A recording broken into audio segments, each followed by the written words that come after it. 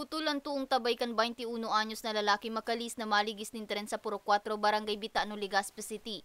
Alas 4:53 nin aga kaining Martes, Hulyo 30. Binisto ang biktima na si Raymond Esquivel, residente kan Zone 3 kan nasambit na barangay. Sigun kay Police Executive Master Sergeant Henry Mirafuentes, ang Chief Traffic Investigator ka Legazpi City Police Station, may nakahiling pa sa biktima na nakatukaw sa riles kung sa inagdadangadang naman ang tren hasta sa inian maligis. Posible subot na dainadang kang biktima ang pagbusina kan tren kaya day tulos ini nakahali sa pagkakatukaw. Nakaupo siya, sa sobrang tulog, siguro hindi na pansin niya talagang may kuhan. So hindi sa ngayon, hindi pa tama alam kung anong talagang dahilan, kung bakit nangatulog to. Sabi ng pamilya, sobrang puyat kasi may okasyon.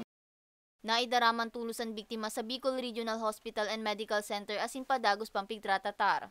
Stop, look, and listen. Particular naman sa cruising.